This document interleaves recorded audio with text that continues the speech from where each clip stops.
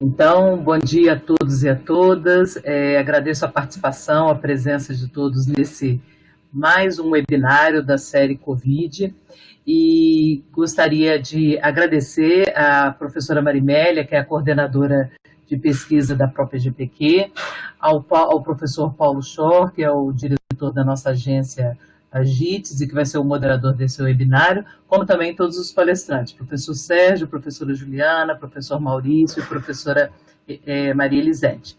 Essa ação é uma ação desses webinários, foi uma sugestão, uma demanda que a reitoria nos solicitou, e junto com a própria GPQ também a gente conta com a colaboração da equipe do Comitê do Enfrentamento da Pandemia do Coronavírus, do Hospital São Paulo e das unidades universitárias da Unifesp, que nos dão suporte para as informações e as necessidades de a gente passar as informações da pandemia. E tem sido muito interessante esses webinários, o momento da gente dividir o conhecimento, tirar dúvidas e discutir bem esses assuntos que têm sido muito apropriados. Obrigada a todos e passo a palavra à professora Marimélia. Obrigada, Lia. Então, eu vou fazer a apresentação do moderador, né, que é o Paulo Schor, e ele vai depois apresentar os palestrantes. Então, o Paulo é médico, formado pela Faculdade de Medicina de Ribeirão Preto, né, na USP, fez a residência em oftalmo também lá, e mestrado, doutorado e a livre docência na Escola Paulista de Medicina da Unifesp. Ele também fez uma parte do doutorado na Harvard Medical School e no Massachusetts Institute of Technology, né, o MIT, onde ele também foi professor visitante em 2012. Atualmente ele é um professor colaborador do ITA e da Faculdade de Medicina do Einstein, e na Unifesp, além de ser docente do Departamento de Oftalmologia, ele é diretor da GITES, que é a Agência de Inovação, que ele vai falar certamente a respeito disso, e ele foi também coordenador de pesquisa da Pró-Reitoria de Pós-Graduação e Pesquisa da Unifesp, que é essa função que eu estou assumindo, que eu estou atuando agora, e ele foi o último chefe do departamento de oftalmologia. Ele é orientador do programa de pós-graduação da oftalmo e também da informática em saúde. Publicou mais de 100 trabalhos, ele tem um extenso currículo aí de trabalhos científicos e muitas citações, muitas orientações, muitos produtos tecnológicos. Então, é um prazer muito grande ter, né, você aqui moderando essa sessão nessa série de webinários. Então, eu agradeço bastante, porque além de ser colega, né, de instituição, nós somos muito amigos e parceiros aí de várias coisas, vários projetos, e enfim. Se deixar, eu vou ficar aqui falando muito tempo. Então, Paulo, passo a palavra e já agradeço também os colegas que vão fazer as apresentações. Então, obrigada.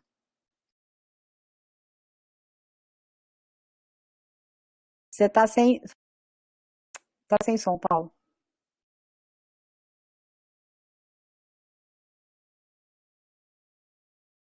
Está sem som ainda. Professor, clica no ícone azul em formato de um telefone, desativa o áudio e ativa de novo, por favor.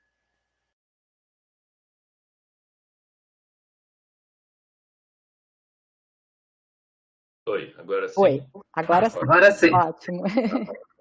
Eu poderia também ficar falando um tempão sobre a amizade, e o apreço e a admiração que eu tenho por você, Mari.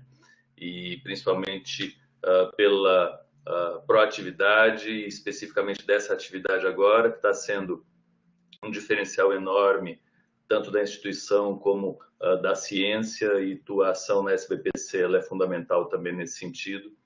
E aí estender isso à Pró-Reitoria de Pós-Graduação, que é ultra bem conduzida pela Lia, e está tendo ações fantásticas na apresentação do que a universidade pública fez, continuará fazendo.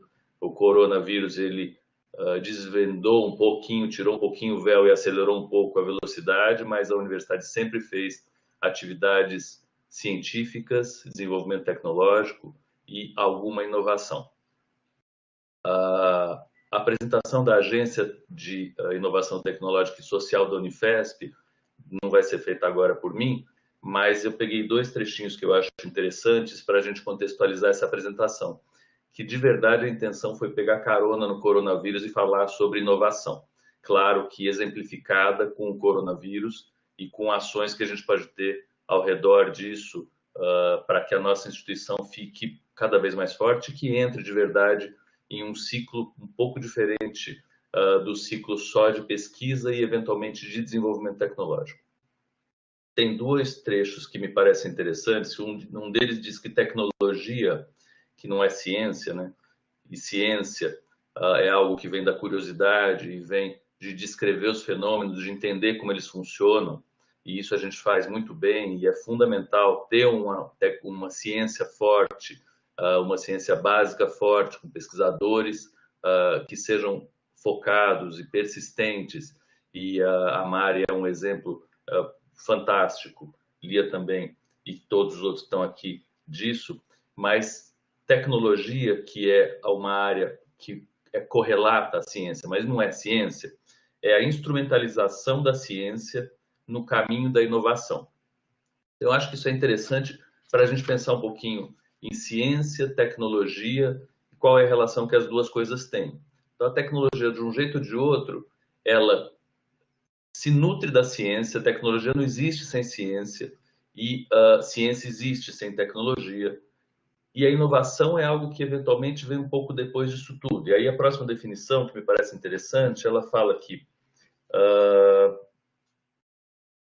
a exigência da implementação diferencia a inovação de outros conceitos, como invenção. Como uma invenção deve ser implementada, ou seja, colocada em uso ou feita disponível para outros usarem. E esse é um outro conceito que eu queria muito frisar, que é o de invenção, e invenção é uma boa ideia. E nós temos ótimas ideias, principalmente se nós formos bons cientistas. Nós vamos ter ótimas ideias, nós vamos ser bons inventores. Se essa ótima ideia vai ser colocada em uso e vai estar sendo usada, é exatamente a diferença do inovador e do inventor. E não há demérito nenhum em ser pesquisador, desenvolvedor tecnológico, que é o que eu, de algum jeito, acho que sou. Então, eu sou um mau inventor, um mau inovador e um bom inventor, e um razoável pesquisador. É interessante a gente saber aonde que a gente está em cada uma dessas regiões, né? Para não se confundir. Eu sou um inovador, tá ótimo. Quantas transferências você fez para a sociedade? Quanto que a sociedade está usando? Não, nenhum. Eu tenho 30 patentes. Ter 30 patentes não significa que você é um ótimo inovador. Significa que você tem 30 patentes. Então, esse tipo de quebra de paradigma é algo que está muito presente na nossa e nas outras universidades.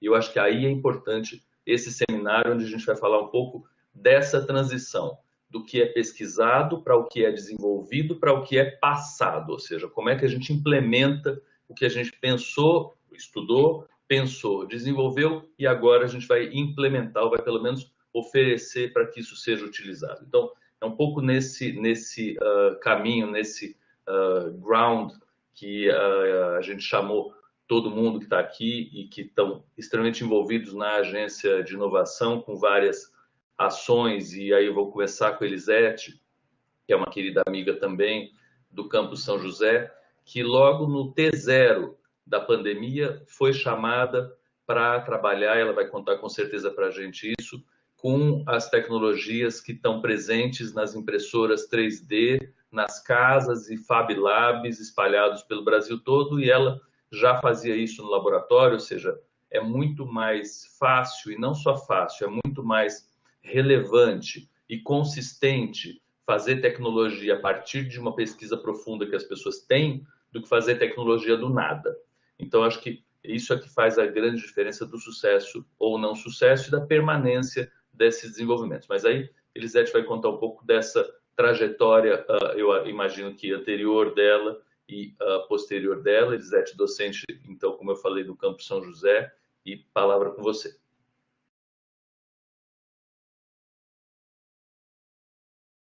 Seu microfone está desligado, Elisete.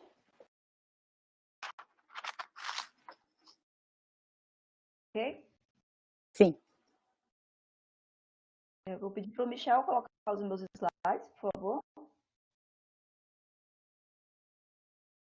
Obrigada pela apresentação, Paulo. Me perdi aí nas suas definições do que é inovador, inventor. Eu já não sei mais o que é que eu sou. Mas do campus São José dos Campos, nesse período agora de pandemia, de Covid, é um momento em que nós não pensávamos que iríamos ficar tanto tempo fora da universidade, não nos planejamos para isso, mas foram acontecendo as necessidades e nós fomos tentando atender a essa demanda. Eu coordeno um projeto de extensão da Unifesp, nós fazemos próteses de membro superior para crianças, baseado em modelos open e usando tecnologia de impressão 3D.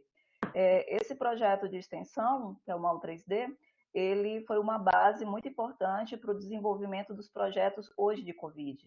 Nós utilizamos muito dessa expertise desse projeto, que é um projeto que visa atender a sociedade, já tem várias crianças utilizando as próteses, nós temos um grupo grande aqui de alunos envolvendo extensão e pesquisa, e utilizamos muito dessa expertise agora para atendimento das necessidades da Covid. Sou professora no mestrado profissional um mestrado interdisciplinar que nós temos aqui na universidade, mestrado profissional de inovação tecnológica. Nós buscamos, nesse mestrado, reunir pessoas com várias formações, então ele é bem interdisciplinar. O objetivo do mestrado profissional é o desenvolvimento de produtos, serviços, algum tipo de solução para um problema que já existe na sociedade, em uma empresa, e que busca a inovação tecnológica como uma saída. Eu posso passar os slides, Michel? Pode passar, professor. Obrigada. Apresentar para vocês um pouco sobre o projeto IJA. O projeto IJA foi idealizado num grupo de mulheres que atuam na impressão 3D.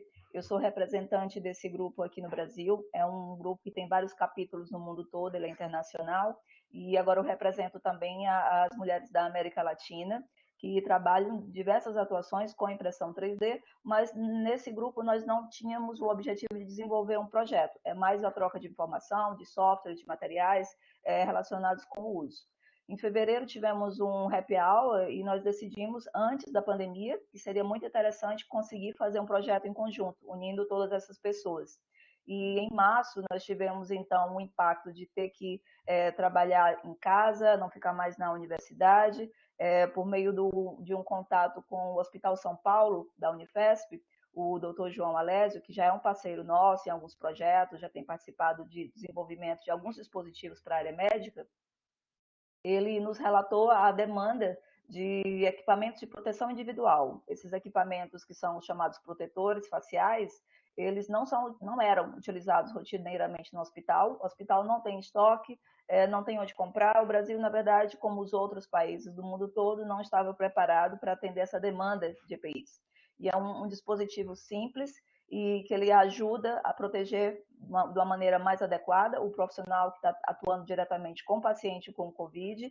Ele pode ser feito por impressão 3D. Então, em um curto espaço de tempo, de 9 dias, nós fizemos vários ciclos de prototipagem com um grupo de 150 mulheres e conseguimos incluir a adesão de makers do Brasil inteiro. Então, foram vários estágios desse projeto para que ele realmente funcionasse. Nós já fizemos a entrega de mais de 100 mil protetores faciais em todas as regiões do Brasil. Tentamos atender as regiões que tinham necessidade maior, região agora, ultimamente, região norte. E essa entrega foi toda feita baseada em desenvolvimento que não tinha sido planejado. Em momento algum, nós fizemos um planejamento dessa pesquisa.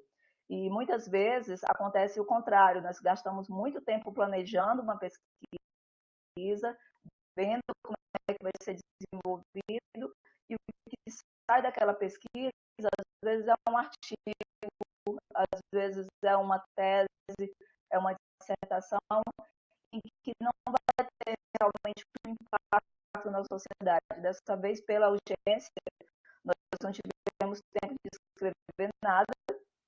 Estamos só dando a pesquisa de trás. Então, esse modelo foi praticamente simplificado para atender as nossas condições, por meio de um processo de impressão 3D que utiliza impressoras de baixo custo. Nós conseguimos formar hubs de produção no Brasil inteiro. Esse sistema de distribuição foi o que deu mais trabalho, não foi a questão da impressão 3D em si, mas foi a questão do sistema de distribuição. Tivemos que aprender muito da questão da logística, porque você imagina que nós estamos desenvolvendo um projeto que envolve o Brasil inteiro, para atender com pessoas do Brasil inteiro, para atender hospitais do Brasil inteiro, e todo mundo sem sair de casa, né? Todo mundo, na medida do possível, ficando dentro de casa. Então, nós conseguimos uma quantidade muito grande de doação de filamentos, foram mais de 500 quilos de filamentos. Em algum momento acabou o filamento do Brasil, porque as empresas parceiras abriram as portas dos estoques, doaram os filamentos e a gente foi distribuindo, com parceiros também de aplicativos, de distribuidoras, de modo que esse material chegasse nos hubs de produção, depois de produzido fosse montado e depois enviado para os lugares. E muitas vezes precisava ser enviado de avião, como é o caso do Amazonas. Conseguimos parceiros, então, reunindo também pessoas da FAB, todo mundo se envolveu de alguma maneira. Aqui é só para mostrar um pouco a demanda da necessidade de protetores faciais nos primeiros 3 meses, de março até maio. Então, março, que é em azul, teve uma demanda muito grande de São Paulo, que foi o pique do Covid, foi em São Paulo, e nos outros meses essa demanda foi diminuindo e aumentando nos outros estados. Essa necessidade dos outros estados nos deixou com um problema que era, no Amazonas, em muitos estados do Nordeste, não tinha impressoras 3D para fazer os dispositivos. Então, nós fizemos parcerias com empresas que utilizam processo industrial de injeção para conseguir fazer uma quantidade maior. Então, fizemos sistemas de crowdfunding para reunir recursos. Esse gráfico aqui, fizemos essa colaboração entre as empresas porque nós tínhamos que atender remotamente a uma distância muito grande e essas pessoas precisavam, não era uma questão de esperar. Então, nós tivemos, por exemplo, uma demanda muito grande nas regiões dos povoados indígenas, que eles simplesmente não têm hospital, vão todos para Manaus, mas eles precisavam se proteger. Então, nós fizemos uma entrega grande, específica para os índios, para que eles pudessem se proteger, não são necessariamente profissionais da saúde, mas foi demanda específica. Então, fizemos entregas também para Corpo de Bombeiro, para o SAMU, para UPAs, UBS. Essa quantidade foi distribuída à medida que foi sendo feita a demanda dos pedidos.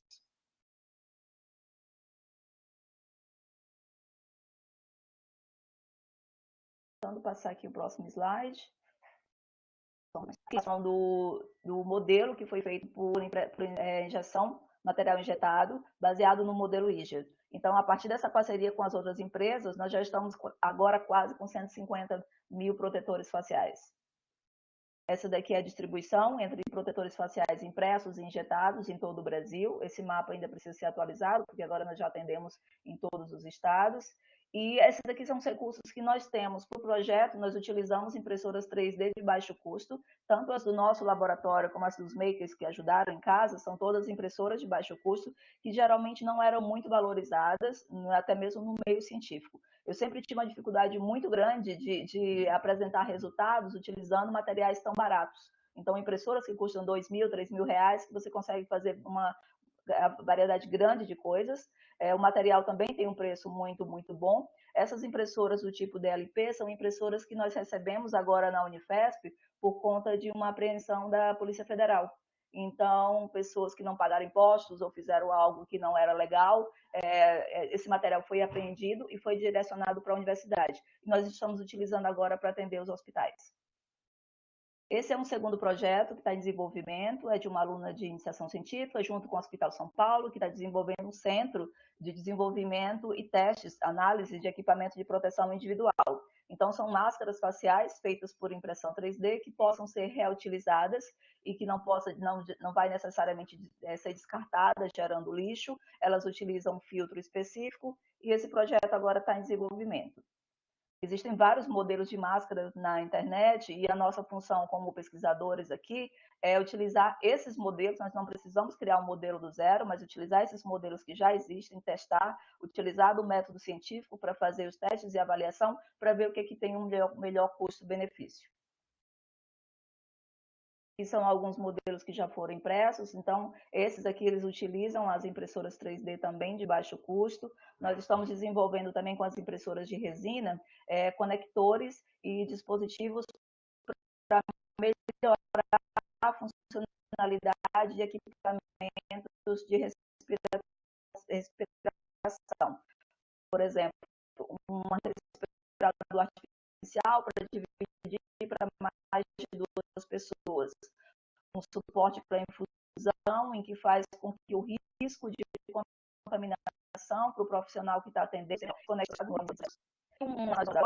Nesse semestre, eu dou aula remota na disciplina de manufatura aditiva, de impressão 3D, e como nós não temos a possibilidade de fazer nada no laboratório, eu optei por juntar os alunos e passamos todas as técnicas de impressão e nós dividimos as tarefas dos alunos para compor um livro. Então, nós estamos escrevendo um livro, que vai ser um livro que vai ser bem didático, no sentido de mostrar o impacto da impressão 3D no combate à Covid. Mostrei aqui para vocês alguns exemplos de algumas pesquisas, atuações que nós estamos fazendo, mas isso acontece no mundo inteiro, para várias pessoas têm utilizado. A impressão 3D tem se demonstrado uma tecnologia que as pessoas não contavam com ela para esse tipo de auxílio e que agora está sendo utilizada.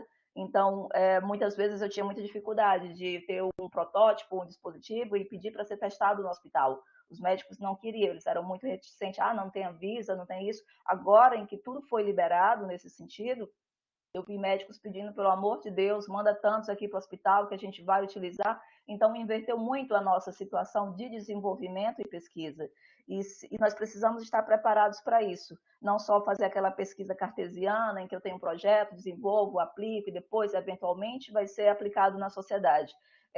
Dá para fazer isso de modo inverso. Nós ainda estamos aprendendo como desenvolver isso. Não existe uma maneira específica para fazer isso. Nesse livro, nós vamos apresentar, então, a aplicação da impressão 3D, desde o que é a impressão 3D, como é que é feita a modelagem, quem ajudou, que são os makers, como é que as empresas estão colaborando, o impacto da impressão 3D. Ele vai ter um capítulo sobre a sustentabilidade, o que vai acontecer com esse lixo de tudo que foi impresso, feito por impressão 3D. E eu acredito que ele vai estar disponível, então, a partir de agosto, porque a gente já está na fase final de elaboração. Muito obrigada, pessoal. Essas são as nossas ações e eu fico aberta depois para responder alguma pergunta. Muito, muito, muito bom, Elisete. Eu acho que você exemplifica, primeiro, essa função inovadora de vamos inverter o processo, é uma constatação e uma provocação, né, para a gente poder sair da zona de conforto e ir para uma zona mais rica e que tenha resultados, primeiro, mais rápidos e mais efetivos. Mas o que me chamou muita atenção foi tua proposta e tua colocação de que a metodologia científica vai envolvida nessas etapas. Então, com certeza, tua formação e assim, envolver alunos, explicar, ter método, é a nossa função. E eu estava recuperando um artigo aqui que eu tinha passado até para o Luiz Eugênio, que se chama Scientific Approach to Entrepreneurial Decision Making. Evidence from a Randomized Control Trial, que está na Management Science, dizendo que dá para a gente fazer inovação em ambiente de startup usando metodologia científica. Então, acho que a gente tem assim, uma riqueza enorme para fazer esse mix com o ambiente empresarial nas startups ou mesmo nas grandes empresas. É uma diferença brutal quando você tem essa densidade científica, sabendo metodologia e tendo um pé enorme na ciência, versus alguma coisa que a gente chegou e acha que dá para fazer pelo feeling, né? Eu acho e vai por aqui. Em geral, tem uma vida muito curta e com certeza a tua é uma vida absolutamente longa e cada vez mais embasada nas necessidades e na tecnologia que está na mão das pessoas, as pessoas não sabem muito o que fazer com ela, né? Sim, a vantagem desse processo é que nós conseguimos parcerias com muitas pessoas. O João que mora lá na sua casa e fala, eu quero ajudar. Eu falo, compra 1 quilo de filamento e manda para o José. Conseguimos parcerias com empresas grandes que têm métodos de produção industrial, mas não sabiam o que fazer com eles naquele momento.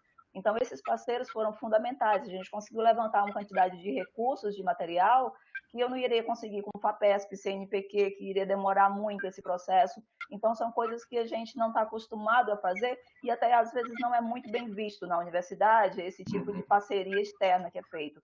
E agora, nessa época da pandemia, tudo foi flexibilizado, né? A Anvisa flexibilizou o sistema de regulamentação, quase dizendo assim, por favor, façam alguma coisa que ajude os hospitais. Então, nós utilizamos essa brecha no sistema para testar, né? Para fazer uma prototipagem, para ver se isso realmente funciona. E eu acredito que, passando a pandemia, essas coisas devem mudar. Uhum. Tomara, né? Tomara que isso venha para ficar, pelo menos que a gente tenha aberto um pedacinho da porta, o equilíbrio tenha ido um pouquinho mais para o lado do vamos fazer e menos do vamos só regular, né? Vamos fazer as duas coisas. E aí tem duas perguntas aqui, mas eu aproveito para fazer coro com o que você está falando em relação à ação das empresas. E na pandemia fica muito clara a responsabilidade social que inúmeras empresas no Brasil têm. E aí a gente tem gente pedindo, que é o que você está falando, né? Como é que eu posso ajudar? E de Ambev, a Leroy, todo mundo muito envolvido nos processos de responsabilidade social, que me parece ser a maior e única saída que a gente tem para o capitalismo poder ajudar na diminuição de desigualdade social, né? Onde você tem empresa efetiva conseguindo fazer frente às demandas da sociedade. Mas duas perguntas aqui, e aí a gente já passa para o próximo.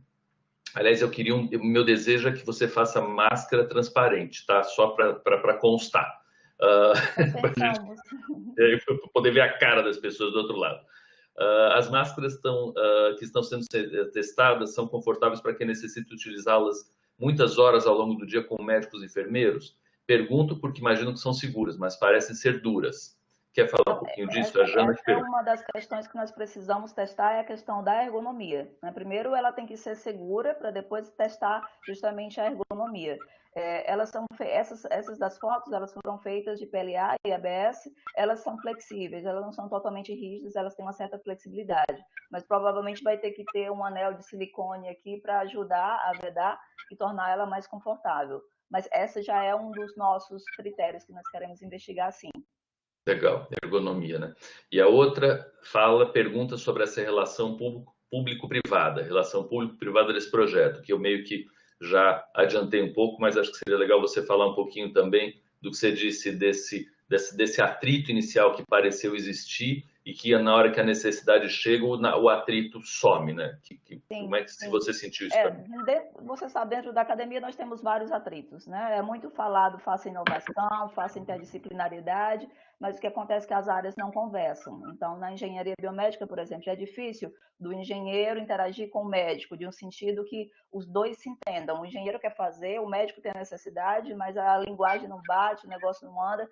Aí, isso às vezes bate na formalidade da própria universidade, que não que eu esteja criticando, mas é um fator que precisa ser reconsiderado mediante algumas situações. Então, a gente na universidade, nós não estamos acostumados a bater na porta das empresas e pedir uma parceria, né? Felizmente, no caso dos meus projetos, as empresas procuram muito, porque elas querem ajudar, elas querem interagir, e essa necessidade das empresas com a universidade demanda que a empresa também precise de desenvolvimento, que nem sempre ela consegue fazer esse desenvolvimento.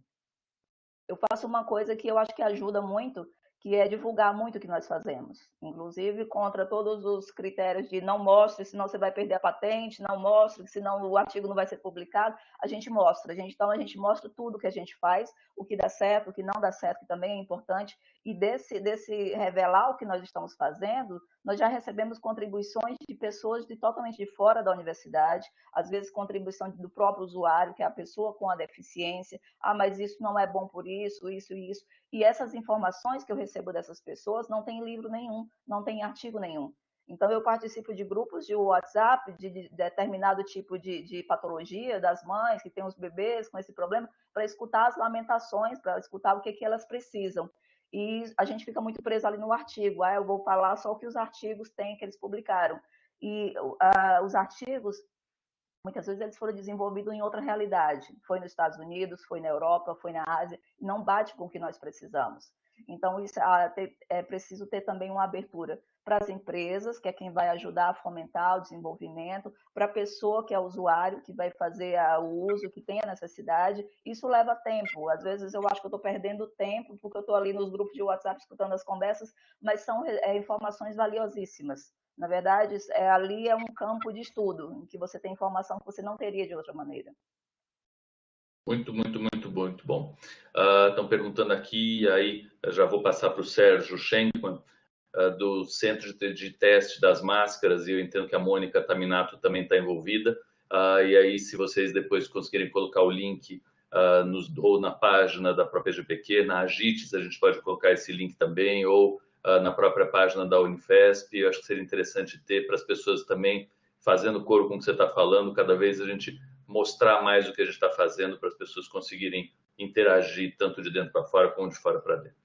Certo. Eu acho que nós não temos uma página ainda, que eu saiba, ela está ainda em elaboração. Mas a ideia principal do centro é justamente pegar esse conhecimento que está aí geral na sociedade, de coisas que podem funcionar como um equipamento de proteção individual, e testar, e fazer a validação no hospital. Porque isso é o que leva mais tempo, né? Desenvolver é fácil, eu posso ir no laboratório desenvolver eu mesmo como criadora da invenção, eu acho aquilo ali lindo, mas tem que ter a validação do ponto de vista científico e a validação do ponto de vista da validação no sentido que equipamento que você tem, o que dá para fazer, como é que a gente consegue testar. Nós fizemos uma submissão para um edital que saiu do CNPq. O projeto ele foi muito bem avaliado, mas não foi aprovado. O orçamento não foi aceito, eles acharam que estava muito alto e tal, mas, enfim, teve uma boa aceitação do ponto de vista da avaliação. E nós estamos justamente agora, nesse momento, precisando de recursos para colocar o centro de pé, né, para fazer ele funcionar, porque a visão é que não seja um projeto agora, para esse período agora do Covid. Nós sabemos que isso vai ter uma utilidade para o resto da vida, porque sempre vão ter coisas que podem funcionar, que não foram testadas e que precisam ser investigadas. Ótimo. Muito obrigado, Elisete. Então, está feita a provocação para vocês fazerem a página, já começar a receber os recursos e as encomendas. Obrigado. Eu agradeço. Obrigada. E vamos passar para o professor Sérgio Schenkman, também grande amigo e um ultra incentivador, estimulador e amigo da inovação, e que o Sérgio tem um currículo importante também nas ciências básicas e é titular da escola, e eu queria que ele contasse um pouquinho, ele vai falar de alguns caminhos, mas um pouco dessa história, do que a ciência básica, da onde que a gente consegue fazer o desenho da ciência básica influir no que vai ser construído depois, para a gente não ser pego no meio da história de que existe só alguém lá do marketing que inventou que era muito importante fazer alguma coisa, a gente corre atrás para fazer. No caso, você desenhou esse caminho, né, Sérgio? Você não quer contar um pouquinho disso aí? Muito bom. Bom dia a todos. É um prazer estar aqui falando para todo mundo. Espero que todo mundo esteja ouvindo. É o seguinte, a gente tendo essa situação de pandemia, como cientista básico, a gente acompanha a literatura e eu tive a chance de participar com um grupo logo no início da pandemia, em que a gente começou a estudar um pouco o que era, porque a pandemia gera uma série de notícias nos jornais, na televisão, e as pessoas não sabem nem o que é o vírus, nem o que é a infecção.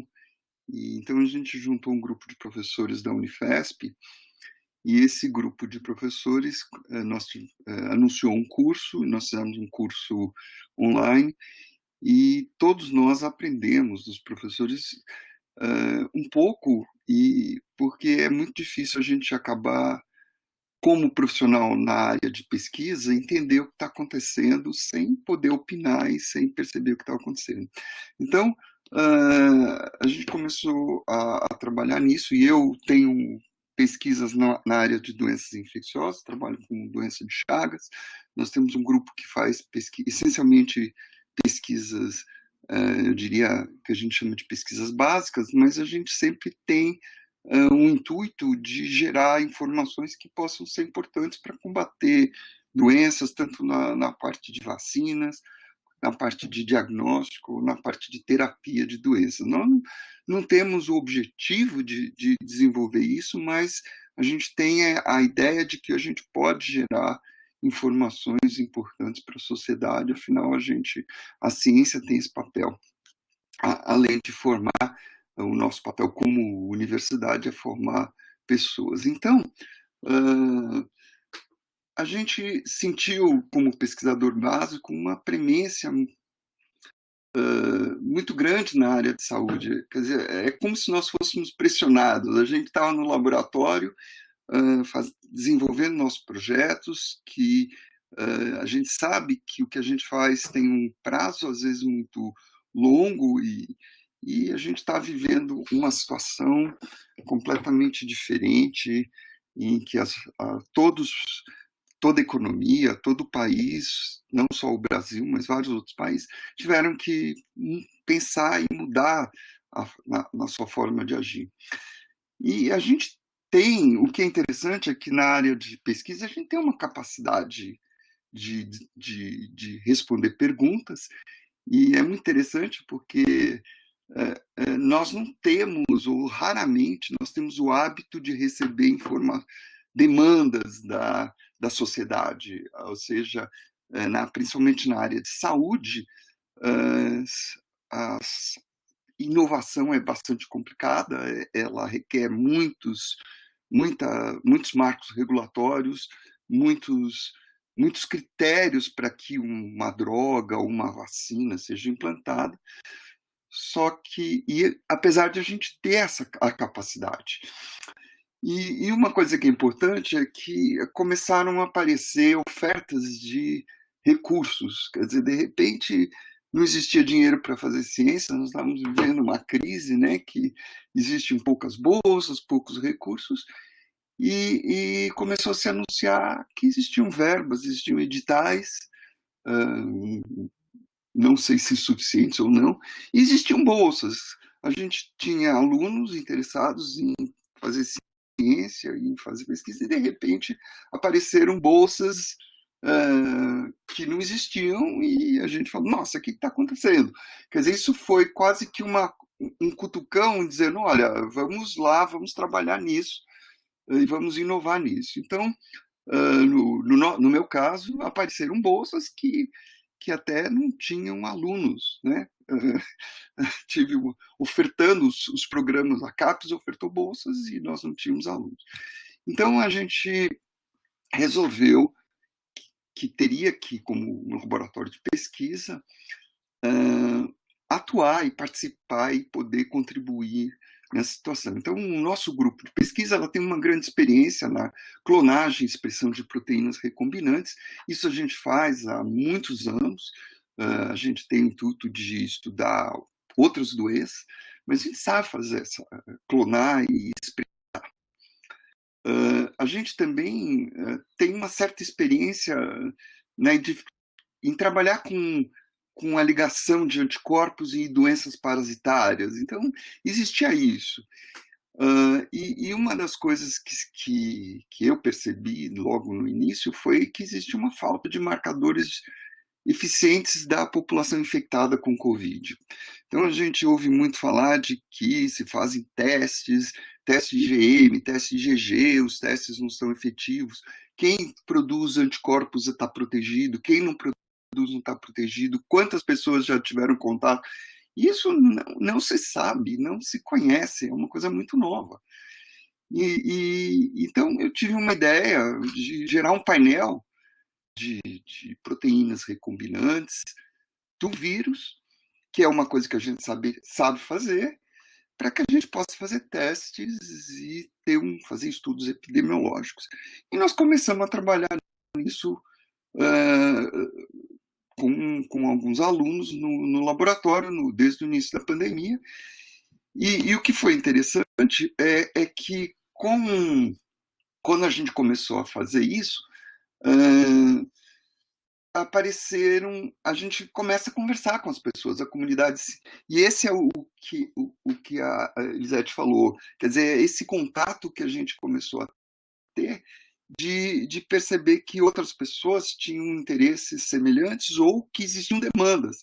Então começaram a aparecer demandas, e uma das demandas que surgiu é que pessoas gostariam de gerar soros imunoprotetores. Então apareceu uma instituição que tem uma estrutura montada para gerar soros que pudessem ser usados em pessoas doentes. Esses soros poderiam ser dados num doente, e eles perguntaram para a gente, não, nós estamos precisando da proteína, nós estamos precisando do vírus, e em grande quantidade, porque a gente precisa disso. E ele já tem essa estrutura montada. É uma empresa que veio atrás da gente, através desses contatos, e a gente pensou, não, nós podemos tentar fazer essas proteínas em grande quantidade. Só que uma das limitações no caso do Covid era como fazer essas proteínas em grande quantidade.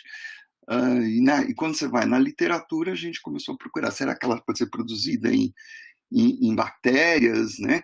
Ou em células em cultura? E existem várias coisas que não se conhecem.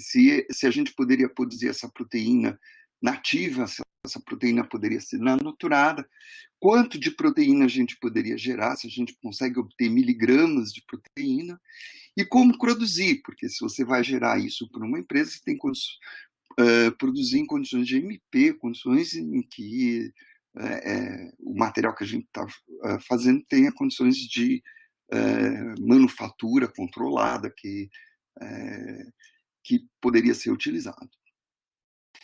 E as respostas que a gente obteve, por que a gente precisa fazer a proteína? E na literatura, e a gente vem acompanhando a literatura, se pensou, muita gente está tentando imunizar com vírus para produzir esses soros, mas isso também é difícil, perigoso, custoso. E a ideia foi, será que a gente poderia imunizar com genes dos vírus? E nós já temos no laboratório uma experiência prévia no desenvolvimento de genes de plasmídeos de expressão em tecidos de animais para a produção de soros protetores. Então, o nosso grupo está se dedicando e nós estamos desenhando construções de plasmídeos que possam ser utilizadas para imunizar os animais diretamente com esses plasmídeos e gerar esses soros protetores dentro de uma situação que, uma vez se os plasmídeos gerarem esses soros, eles já têm capacidade de produção em condições de uso para pessoas. Então, a gente está combinando o que a gente sabe em pesquisa, tentando introduzir uma forma de desenvolvimento, e isso não aconteceu do nada, porque já existem experiências semelhantes de obtenção de soros e na produção desses soros protetores. Eu não vou dar muito mais detalhes, porque a gente ainda está em fase de firmar esses contratos com essas empresas, e isso é uma das coisas que mais a gente precisa aprender como fazer rapidamente, quer dizer, como a gente passar isso da um desenvolvimento, uma tecnologia para uma empresa rapidamente. Isso normalmente na nossa universidade leva muito tempo.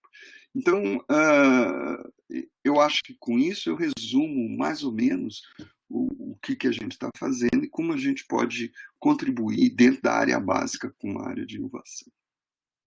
Então, é isso que eu gostaria de falar, e eu posso responder perguntas que aparecerem. Certo. Parabéns. Dá para me ouvir? Tá. Eu queria começar pelo teu final, quando você fala da área básica.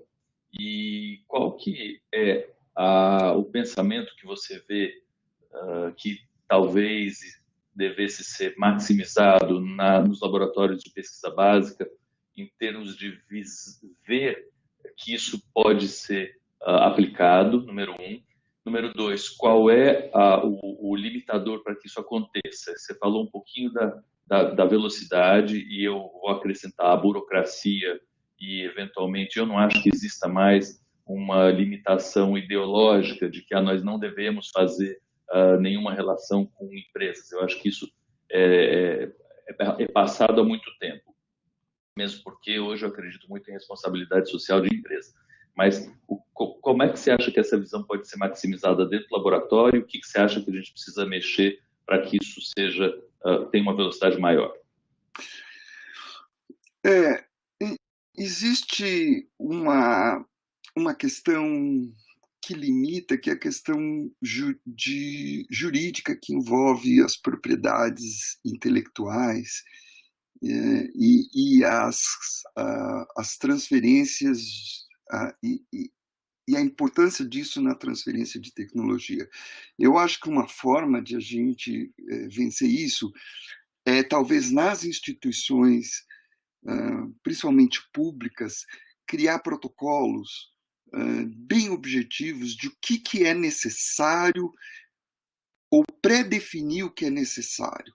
Se a gente tem pré-definições do que é necessário, isso é muito mais rápido, porque muitas vezes existem detalhes que acabam sendo questionados e, mas peraí, de quem é essa propriedade, de como se transfere, como você não transfere, e esses protocolos não existem ainda, ou eles são ainda um pouco muito vagos e muito primários, e aí você passa às vezes meses discutindo esses protocolos e deixa de fazer a inovação. Então, essa empresa, por exemplo, tem interesse que a gente desenvolva isso e pode fornecer recursos. Só que eles não vão fornecer recursos enquanto não existir um acordo, porque senão eles vão correr o risco de perder ou de não ter. Então, isso tinha que ser bem mais ágil para que a gente possa fazer inovação. E a universidade,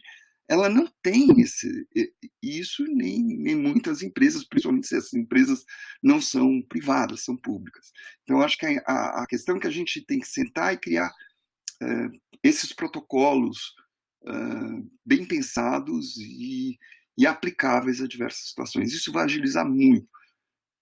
E criar, ao mesmo tempo, a capacidade de fazer isso sem que o pesquisador tenha que ficar o tempo todo carregando para cá e para lá as informações. Com o processo debaixo do braço. Então, você sempre fala que você não é contra as regras, você gostaria que elas existissem, né? Se elas existirem, fica mais fácil. E a gente está tentando bravamente que isso mude. E eu só queria acrescentar uma coisa, se passar para a pergunta do Juliano, que ele pergunta soro não humano, protetor, poderia explicar como funciona, que é a necessidade absoluta da ligação com a empresa. Então, o que você fez de identificar uma empresa interessada em produzir essa tecnologia faz toda a diferença. Sem isso, viram acordos vagos que são lentos e não chegam em lugar nenhum. Então, existindo a empresa desde o começo, aí o primeiro acordo de cooperação com a empresa é o que abre caminho para que as outras coisas sejam muito mais ágeis. Então, no Covid, isso fica muito claro, que precisa ter já. E aí, tendo já, e tendo a empresa já, que é o que eles também colocam e você coloca, a gente está num caminho muito precioso e muito adequado, né? Já tem quem faça a próxima etapa, senão já vai ficar colecionando patente, fazendo vitrine tecnológica, que não leva a nada. Então, tem que ter patente, sim, quando você tiver alguém interessado em comprar essa patente. Aí a gente anda. Mas não quer explicar para o Juliano bem para quê? Eu vou explicar. Eu estou aqui, que também a Jana perguntou uma coisa parecida. Olha, vocês devem conhecer os soros anti-raiva. Você leva uma mordida de cachorro que tem raiva e você aplica um soro e esse soro tem uma capacidade de proteção. Eu não gostaria tanto de dar detalhes de como isso é feito, porque me pediram ainda para não falar, mas você pode usar, por exemplo, uma preparação de FAB, ou uma porção do anticorpo desses animais, e ele é tolerável e funciona principalmente em casos, em alguns momentos da infecção. Suponha que você tem um paciente que começa a evoluir e você pode injetar esse soro e você tem efeito protetor. Então, um exemplo bem prático é isso. E isso vem sendo explorado mesmo no Covid, não é isso que eu estou falando, não. Existem outros grupos no mundo que têm essa ideia. A única diferença é que nenhum grupo imaginou usar plasmídeos diretamente ou vacina, ou recombinantes para imunizar os animais. Eles estão pensando em usar o vírus. No nosso caso, a gente está pulando essa etapa e tem um trabalho aí, não é segredo, que eles usaram, nós estamos usando uma tecnologia parecida com o que foi usada, que gerou proteções em macacos. Então, você injetando proteínas virais, DNA de proteínas virais, você induz proteção em rezo contra desafios virais do próprio corona. Então, é possível e é viável, sim. Em relação à empresa, é super importante isso que você falou, que esse grupo que nos solicitou, eles têm uma capacidade já de produção e de tecnologia para fazer isso. E senão a gente estaria anos atrás, 1 ano ou 2, para conseguir gerar isso. Então, eles já produzem material que pode ser utilizado. Então, é possível, sim, e o nosso desenvolvimento é escolher o melhor vetor, talvez. Muito bom. Mais uma do Juliano, quer saber se compete com o soro humano já em uso. E aí, da Jana, funciona com vacina roga para RH negativo. Você não quer dar uma palhinha nessa turma que é especialista? Eles querem pegar tua patente, Sérgio. Cuidado, não fala muito. Como vacina, é um soro protetor, e é um soro para ser usado poucas vezes. A alternativa mais moderna que existe disso, mas que demanda uma tecnologia que já está sendo feita no exterior, é produzir anticorpos monoclonais humanos contra o vírus. A questão toda é a imunização. Os soros humanos são de pacientes convalescentes que está sendo testado, só que você não está imune, você está infectado, são pessoas infectadas. Eu não sei se quando se tiver vacinas que sejam protetoras, que gerem altos títulos de anticorpo, você consiga. E outra questão é a quantidade, né? Então, se você fosse fazer humanos, teria que fazer recombinante ou em cultura anticorpos monoclonais. Existe também essa possibilidade, que é um upgrade, talvez, moderno, de você ter anticorpos humanizados como protetores, desde que você gere os anticorpos corretos. Talvez na premência. E mais uma coisa, se a gente conseguir montar essa tecnologia, isso pode ser estendido a outras. Se amanhã aparecer um outro vírus, a gente pode fazer uma coisa parecida. Então, nós temos essa capacidade no Brasil instalada de produção desses soros. Muito, muito, muito obrigado, Sérgio. Acho que você mostrou um caminho fantástico, especificamente da junção de capacidades que a gente tem no Brasil para fazer plataformas e para mostrar como que pode... Juliano, achando que os soros antirrábicos são muito limitados.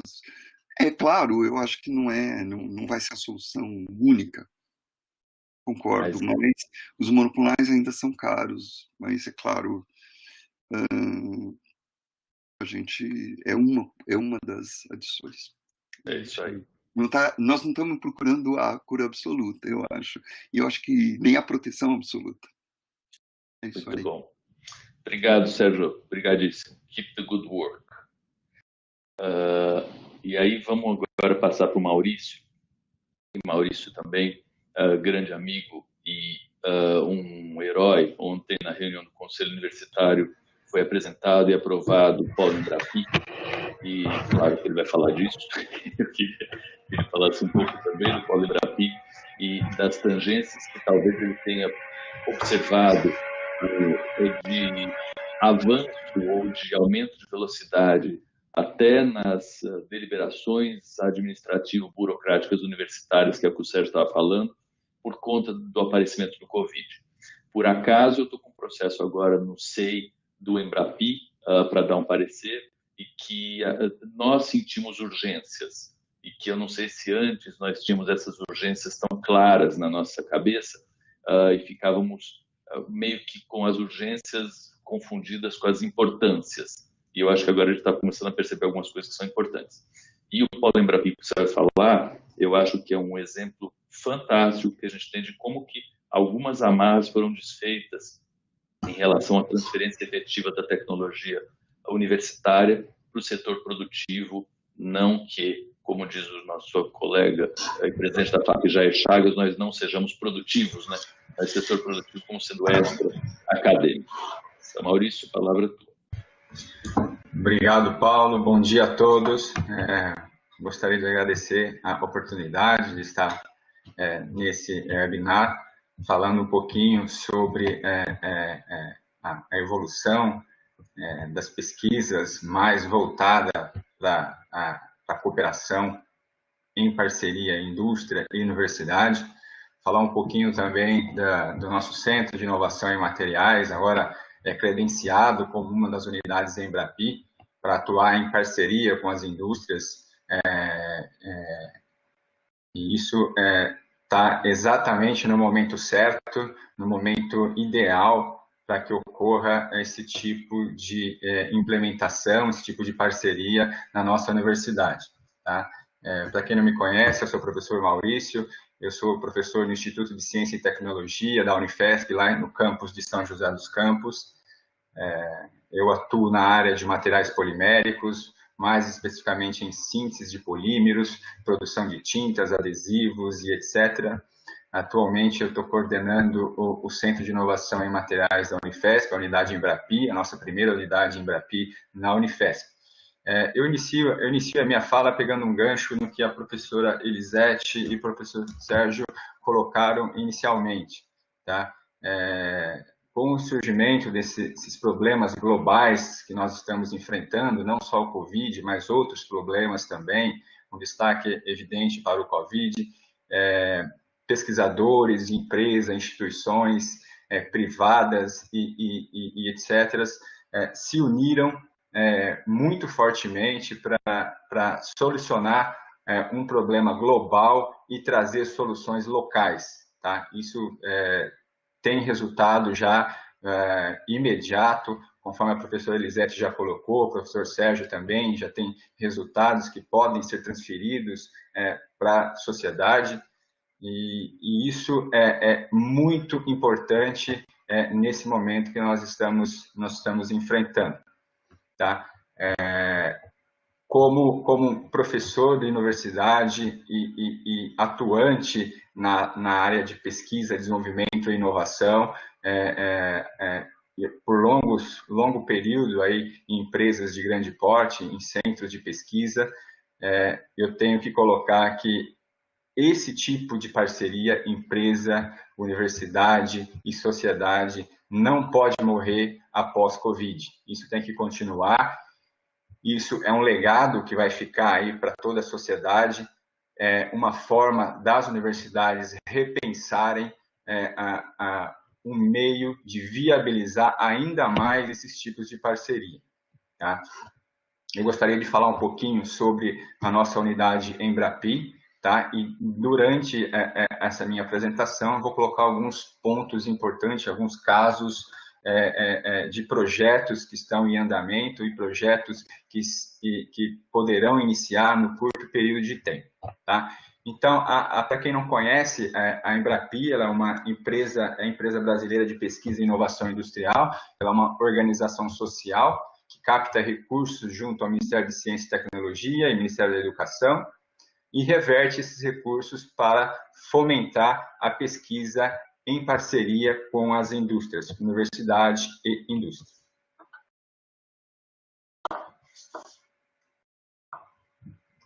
Então, a nossa universidade, o nosso centro, ele foi credenciado na área de materiais avançados pela Embrapi, e nós temos condições hoje, nós somos credenciados para atuar na área de materiais poliméricos, materiais compósitos e nanomateriais.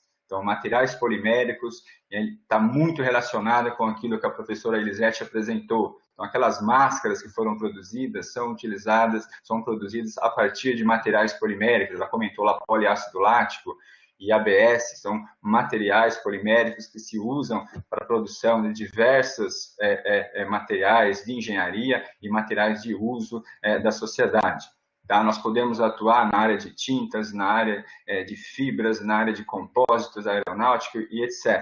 Então, assim, nós temos hoje capacidade técnica, docentes qualificados e preparados para desenvolverem projetos, para ofertar projetos e também receber a demanda das empresas hoje que são demandantes de projetos de parceria com a universidade. Em relação aos segmentos de atuação, a nossa unidade Embrapi ela pode atuar no segmento de energia, ambiente, medicamento, segmento automotivo, tintas e adesivos, transportes, habitação, dentre outros segmentos que nós estamos credenciados a operar, a atuar em parceria com as empresas. Nós não estamos restritos a esses segmentos de atuação. Aqui é só um exemplo de alguns segmentos de atuação que nós podemos atuar na modalidade Embrapi em parceria com as empresas. Hoje, a nossa unidade Embrapi, ela conta com 51 docentes que confirmaram participação. Na Unifesp, a gente tem diversos docentes e vários docentes em condições de participar de projetos na modalidade Embrapi. Tá? Como histórico de contratação de projetos, em parceria com a iniciativa privada, com as empresas, nós temos no período de 3 anos a contratação de 3 projetos, envolvendo 6 empresas parceiras, um aporte das empresas na universidade para pagamento de bolsas, para aquisição de materiais de 1,55 milhões, um valor total, incluindo a participação da universidade, de 2,91 milhões, e já depositamos 3 patentes no período de 3 anos em parceria com essas empresas. Por outro lado, a gente tem ainda uma média nos últimos 3 anos de participação de docentes por projetos de apenas 0,2, ou seja, para uma universidade como a Unifesp, eu entendo que esse número ainda é muito baixo e com o credenciamento da nossa unidade Embrapi, eu tenho certeza que esse número aí tende a aumentar em função das necessidades das indústrias hoje no mercado. Como exemplo que posso dar para vocês, nós já recebemos, no período aí de 2 meses aproximadamente, a consulta, o interesse de 4 empresas nacionais, ou seja, com produção local no Brasil, com capital nacional, interessadas em produzir aquele aditivo que vai para aumentar a viscosidade no álcool gel. Tá? Nós chamamos aí na área química de um espessante que faz o álcool gel ganhar aquela consistência, ficar aquele gel. Então, até então, apenas uma empresa multinacional produzia esse espessante. Com o aumento aí da produção de álcool e a demanda muito maior para a produção de álcool gel, ficou faltando esse espessante no mercado nacional. E não tem nenhuma empresa que produz esse tipo de espessante no mercado nacional e não tem tecnologia.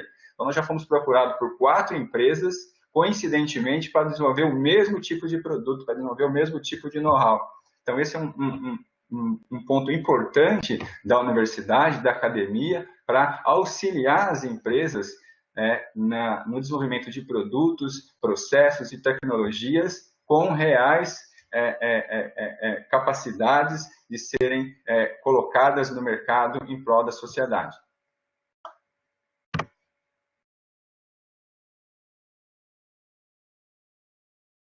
Com relação ao tipo de financiamento dos projetos Embrapi, a Embrapi tem um modelo básico de financiamento, que é do tipo 1, existem outros modelos de financiamento, mas eu vou falar especificamente do tipo 1. No modelo tipo 1, a Embrapi ela entra num projeto em parceria com a empresa com 1/3 do valor total do projeto. São recursos não reembolsáveis, esse aporte que a Embrapi faz. Onde que vem esse recurso? Esse recurso ele vem do Ministério de Ciência e Tecnologia ou do MEC. No nosso caso, o recurso é oriundo do MEC. As empresas, juntamente com a unidade, juntamente com a universidade, elas dividem os outros 2/3. onde as empresas elas entram com recursos próprios, recursos de FINEP, BNDES e outros fontes de recursos, ou mesmo recurso de obrigatoriedade de investimento. E a unidade Embrapi, no caso a universidade, ela entra com contrapartida econômica, bolsas, infraestrutura. Hoje nós não cogitamos o uso de recursos financeiros por parte da universidade, sabemos que os recursos são escassos, tá? Então a nossa contrapartida no projeto, que a universidade vai entrar no projeto, é uma contrapartida econômica, o que já existe hoje na universidade. Então era isso que eu queria colocar, tá? Com relação à nossa unidade Embrapi. Deixo aqui o convite para todos que tiverem interesse em participar da nossa unidade Embrapi, das empresas que tiverem interesse em desenvolver algum tipo de produto, algum tipo de tecnologia, que nos procurem, que procurem os docentes. Muito em breve nós vamos ter um site da unidade para divulgar as linhas de pesquisa, o que nós podemos ofertar. Tá? Eu só adianto para vocês que nós temos linhas de pesquisa hoje já rodando, tá? Como, por exemplo, nós temos aí linhas de pesquisa para desenvolvimento de tinta, com propriedades antibactericida, nós temos aí fibras sendo desenvolvidas com essas propriedades, nós temos aí desde de cremes até filmes poliméricos sendo desenvolvidos para a atuação direta aí no COVID. Tá? Eu agradeço novamente a participação, pela oportunidade de participar nesse webinar e gostaria de deixar só um recado a todos como uma forma de incentivo no momento que nós estamos vivendo. Eu pego o gancho da música de Almir Sater e Renato Teixeira, Tocando em Frente, onde ele diz que cada um de nós carrega o dom de ser capaz de sair dessa situação e voltar para uma situação mais cômoda e mais interessante para todos nós. Muito obrigado, fico à disposição. Fantástico, Maurício. Eu só discordo que nós não vamos voltar para uma situação mais cômoda. A gente vai voltar para uma situação onde a gente vai entender que a gente foi capaz, que é o que você está mostrando. E aí eu estava correndo o risco de ser pego numa armadilha, pensando no que você falou, que não pode morrer depois do Covid, né? Então, por que eu torço para que a tríplice hélice não acabe, não morra, né? Por que eu torço para que a tríplice hélice não morra depois do Covid, pelo Covid? Exatamente pelo que você está falando. Eu acho que a gente aprende imensamente. O Juliano está colocando quais as características da Embrapi, e eu acho que a gente tem, sim, uma oportunidade de cara. Quando você foi falando, a minha cabeça foi caindo assim, filler para dermatologia, eu preciso fazer uma substância viscoelástica para colocar dentro do olho, porque aquelas que a gente tem não são suficientes. Então, as aplicações, elas são absurdas, elas são imensas. E colocar isso dentro de um contexto universitário, explicitar e deixar com que as pessoas juntem as expertises que elas já têm, mais as demandas que existem, porque o complexo que a gente tem, eles têm uma ligação com a sociedade no sentido de assistência, pelo menos na parte de saúde, brutal, é um ganha que não tem fim. Então, eu tenho a impressão de que chegou nesse clube dos que estão dentro dos polos Embrapi e vai ter uma vida muito longa e muito promissora dentro dele. E eu acho que a gente não sai mais. Acho que a gente começa agora com essa experiência e com a tua coragem de novo, mas você rapidamente nucleou os docentes de São José e eu vejo com muita alegria uma inveja boa de todo mundo querendo também participar, que eu só acho que vai aumentar. Que bom, é uma boa competição, né? Quando você coloca as linhas de pesquisa no ar, e é um projeto altamente inclusivo. Acho que vale a pena falar que existindo empresas interessadas, e de novo isso começa pela empresa, né? Existindo empresas interessadas e bons projetos, eles são muito bem-vindos quando forem ligados à temática básica do Polo Embrapi, que conta com São José e outros campi também da Unifesp. O Juliano está sugerindo trazer o Jorge Guimarães, ele veio. O Juliano ele falou para a gente O Maurício e a Soraya fizeram um contato com ele de algum tempo para azeitar bastante esse polo daí. Mas, junto com o Polo Embrapia, acho que vale a pena também falar das bolsas MAI e DAI do CNPq, que são bolsas muito interessantes, com a indústria também incluída como ator primário. Nós acabamos de submeter pela Unifesp na segunda rodada, na primeira nós já conseguimos, o Maurício também está dentro dessa iniciativa, algumas bolsas dentro de empresas para alunos de pós-graduação. Isso tem alguma tangência com os programas de mestrado profissional, mas é um mestrado profissional muito mais focado na demanda da empresa, né? Onde você identifica que na empresa se faz essa fase da inovação e acrescenta o ingrediente universitário a isso. Então, se você quiser comentar alguma coisa a esse respeito, Maurício. Paulo, eu gostaria só de complementar que a nossa unidade, a Embrapia, ela é uma unidade institucional.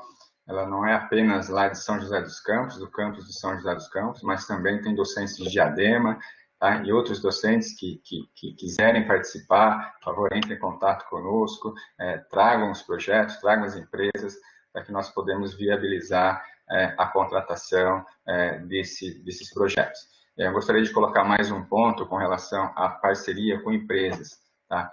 Quando a gente fala de parceria com empresas, a maioria das universidades e o pessoal pensa que nós estamos fazendo parceria com grandes empresas, com multinacionais. É claro, as multinacionais são bem-vindas, é claro, mas assim, nossa preocupação é com aquelas empresas menores. Nós que estamos na linha de frente, a gente conversa com donos de empresas, com empresas familiares, que elas não possuem um centro de pesquisa e inovação. A empresa ela não possui um laboratório para fazer desenvolvimento. E a pessoa quer desenvolver, a pessoa quer inovar, ela quer desenvolver produtos para combater Covid. Então, ela não tem como fazer isso. Então, se a empresa nos procura, é o papel da universidade viabilizar esse tipo de parceria. Tá? Isso é muito importante para que possamos desenvolver soluções locais para combater problemas globais.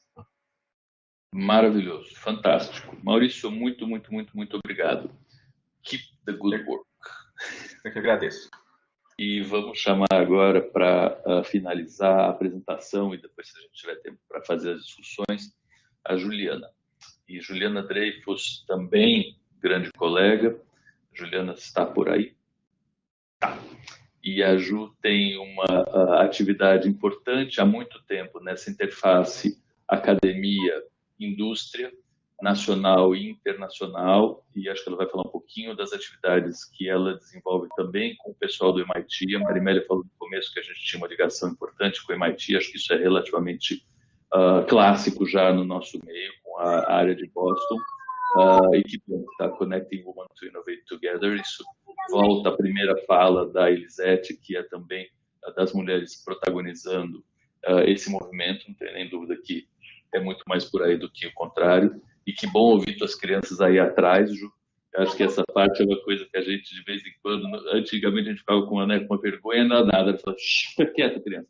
E agora eu acho que Isso que eles estão calminhos e eu estou de fone para minimizar o estrago aqui. Mas eu acho que isso é absolutamente natural e faz parte e é fundamental a gente incorporar na nossa comunicação. É a formalidade sem uma formalização, né? É ser formal o suficiente, mas mostrar onde que a gente está, quem está atrás da gente, o que a gente está falando, que a gente é vivo também, e acho que isso valoriza quanto pode a função especificamente da mulher, que tem a criação dos filhos como uma grande contribuição social, mas sem falar disso. Ju, com você. Muito obrigada, agradeço imensamente pelo convite de fazer parte desse webinar tão importante para a nossa área. E hoje eu vou mostrar aqui para vocês um projeto novo. Eu comecei a fazer parte desse projeto há menos 2 meses atrás. Esse é um projeto novo também do MIT. Começou no MIT, na verdade, hoje ele é uma fundação. É o Global Co-Creation Lab. Ele tem a missão, né, de conectar pesquisadores do mundo inteiro para resolver problemas locais. Então, já existe uma filial desse Global Co-Creation Lab em Boston, tem um em Miami, tem um na Espanha, e a gente está começando a ter uma sede aqui no Brasil. Estamos começando a mexer nessa ideia, mas é uma ideia super legal. Deixa eu ver como é que eu passo aqui. Então, esse é o pessoal que faz parte, né, do Global Co-Creation Lab. Aqui no Brasil sou eu e a Yumi, que é do laboratório do Krieger, no INCOR. Cortou um pouquinho o slide, mas eu gostaria de mostrar para vocês que a gente busca, com esse laboratório, resolver problemas que atingem a saúde da mulher também. Então, são problemas locais, mas mais focado em saúde da mulher.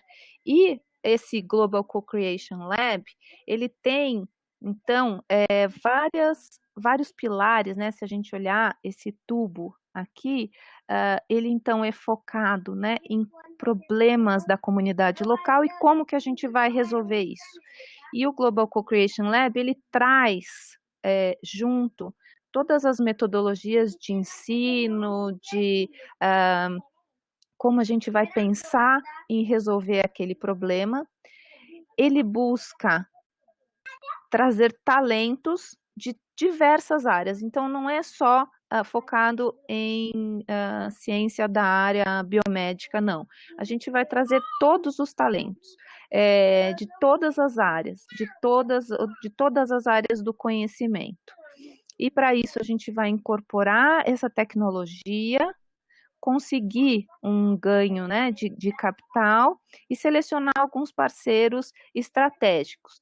Então, o Global Co-Creation Lab, ele tem essa missão de trazer pesquisadores e parceiros que queiram investir nessas ideias do mundo todo, né? Então, nós temos pessoal já da Rússia participando, da Polônia, da Espanha, de várias partes dos Estados Unidos, não só Boston, que eles falam que a gente tem que deixar de ter Boston como uma meca, né?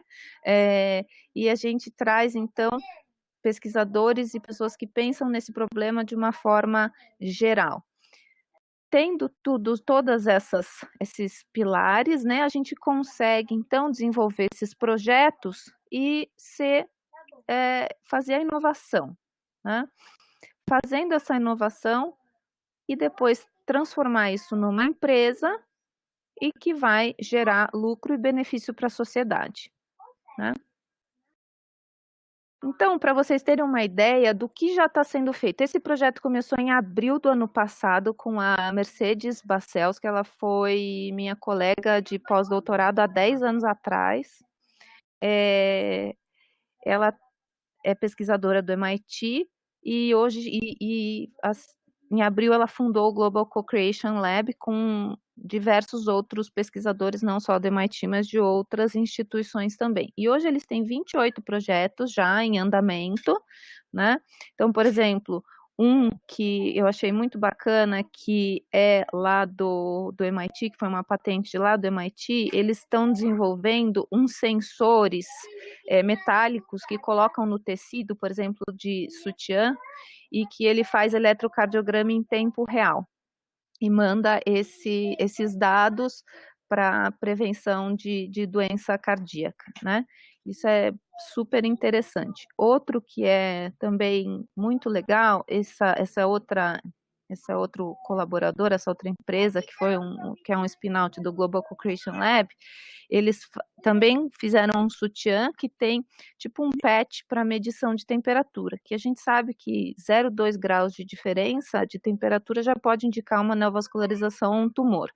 Então, o Global Co-Creation Lab, ele traz todos esses pesquisadores e ele faz o financiamento inicial para começar, para dar o start para essas startups. É uma incubadora, como se fosse uma incubadora de tecnologia. Coloca as pessoas nessa rede, traz as pessoas interessadas para esse projeto e os pesquisadores conseguem desenvolver tendo esse funding inicial. né? Então, é super bacana. E o Paulo me pediu para trazer alguma coisa relacionada ao Covid, né? Aqui no Brasil, a gente está pensando em trabalhar com diabetes, mulher e diabetes. Ainda não é uma ideia que está... não tem nenhum produto ainda, a gente está realmente começando, mas o que já começou é a história do Covid. A história do Covid é o seguinte, outra parte, como eu disse para vocês, desse Global Co-Creation Lab é a gente encontrar talentos, né? E talentos, eles são encontrados em diversos lugares. E como uma dos pilares do Global Co-Creation Lab são as mulheres em STEAM, né, que é Science, Technology, Engineering, Matemática e Arte, a gente pensou por causa da pandemia, com acesso limitado de informação, né, os estudantes do MIT de PhD começaram a fazer vídeos de ciência para divulgar nas escolas. E o que a gente fez? A gente chamou essas estudantes de PhD do MIT, elas fazem alguns vídeos e a gente começou a criar uma rede mundial de meninas, que no começo eram meninas de 12 a 18 anos, mas hoje a gente já tem pessoas meninas de diversas idades, de 8 a 99 anos, trabalhando na divulgação desses vídeos científicos que agora, em especial, são bastante relacionados ao Covid, né? Então, eu vou mostrar para vocês um dos vídeos. Esses vídeos já estão sendo, não só o do Covid, mas de eletricidade, de célula, de biologia molecular, algumas coisas de DNA. A gente já tem diversos vídeos e eles são traduzidos em diversas línguas de meninas participantes no mundo inteiro. Então, esse vídeo do Covid eu vou mostrar para vocês. Ele já foi traduzido, ele foi feito por uma menina espanhola e já foi traduzido para o inglês e para o português, porque nós já temos meninas brasileiras trabalhando nesse time. Michel, você consegue colocar para mim? Eu vou mostrar só um pedacinho do vídeo para vocês entenderem. Então, são meninas ensinando meninas para passar na escola. Isso já está sendo divulgado em Miami. Miami é um dos apoiadores desse projeto. A Prefeitura de Miami doou $1 milhão para que fosse realizado esse tipo de vídeo.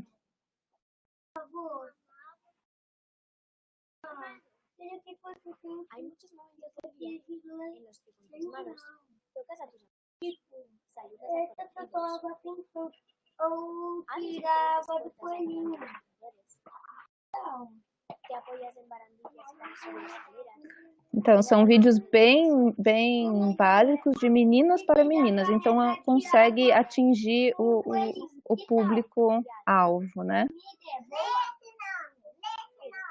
A minha ideia é boa. Eu não vou passar o vídeo inteiro porque ele tem 3 minutos e como eu tenho pouco tempo, eu vou pular, mas só para vocês terem uma ideia de como são os vídeos. Todos eles são vídeos simples. Pode parar, Michel, por favor. E voltar à apresentação, por favor. Então, são todos vídeos simples e que servem para a gente fazer a educação à distância de outras meninas que estão em quarentena e privadas de acesso a escolas e etc. Então, como eu falei, esses vídeos já estão sendo produzidos principalmente em Miami, na Prefeitura de Miami, que é um dos principais apoiadores, e agora a gente está começando a fazer isso e pegar o apoio aqui no Brasil também para a gente começar a divulgar esses vídeos. Então, esse é um dos zooms, uma das telas, mostrando as meninas que fazem parte, né, desse programa de Girls Teaching Girls. E elas ficam super motivadas de poder participar, isso é super legal. Aqui tem alguns comentários delas, né? Como é que elas estão lidando nessa situação de quarentena e podendo trabalhar com vídeos de ciência e poder divulgar o conhecimento, né, para a comunidade. Então a gente está fazendo essa busca de talentos nesse momento para poder contribuir um pouco nessa crise de Covid. Ju, é lindo. A gente queria ver o vídeo inteiro. Você parou o vídeo, mas tenho certeza que estava todo mundo aqui falando: deixa mais, Michel, não ouve ela, não, deixa passar.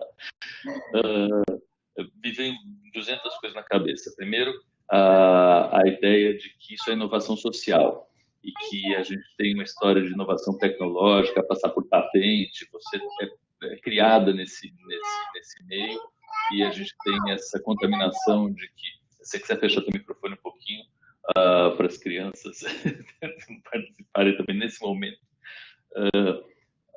que a gente é criado nesse mundo de patentes, de transferência tecnológica, e que existem possibilidades de a gente fazer mais gente. No começo eu estava lendo a história de inovação sendo alguma coisa que é ofertada para a sociedade, que a sociedade usa. Então isso é uma oferta nova para a sociedade, ela está usando e está sendo multiplicada, então está sendo metrificada, né? A gente tem números falando quantas pessoas foram atingidas, foram infectadas bem, né, pelo vírus do bem, que são esses vídeos, por exemplo, que você está mostrando. Tem gente aqui já perguntando como é que faz para participar do Co-Creation Lab Brasil, depois você fala. Segunda coisa que passa pela minha cabeça é a quantidade de ensinamento que a gente está tendo das crianças. Então, como é que a gente não consegue passar mensagens que as crianças conseguem? E essa história de querer realmente ver o vídeo, e ter gente que fala: as mãos é muito importante. Bom, tá bom, mas a mão da criança, realmente, a gente não deixa a criança abrir a porta do elevador, né? A gente abre para ela, porque a gente não quer que ela se exponha. E aí está tão presente isso, eu acho que a gente deveria aprender, e deveria mais aprender a usar outras ferramentas que as crianças usam, que a gente não sabe usar, por exemplo, o TikTok. Então, ontem eu estava vendo que o Jornal da Record está no TikTok. E TikTok, para quem não tem criança pequena e não sabe, é uma plataforma que eles enlouquecem e ficam browseando coisa uma atrás da outra. E tem hoje a receita de bolo, tem Jornal da Record, e a gente não tem nenhum domínio em relação a isso, e continua fazendo as nossas apresentações, e onde nós vamos contaminar a nós mesmos e não vamos aumentar essa contaminação do bem. E a última coisa, eu queria que você comentasse um pouco, nesse ecossistema que a gente aprendeu, quase todos nós, start a business é uma grande coisa. Então, comece sua própria empresa. E claro que lá os incentivos para começar a sua própria empresa são enormes. E eu lembro que uma das coisas que se falava muito quando eu tive também de professor visitante por lá era que você era meio que obrigado a não estar presente um dia da semana no seu local de trabalho. Era exatamente o contrário do que é aqui, onde a gente é obrigado a estar presente no local de trabalho todos os dias, independente do que eu estou fazendo. Lá a conversa era: olha, fique longe daqui um dia na semana, porque eu quero que você faça contatos com empresas e vá ao ambiente produtivo onde o que você está pensando vai ser produzido.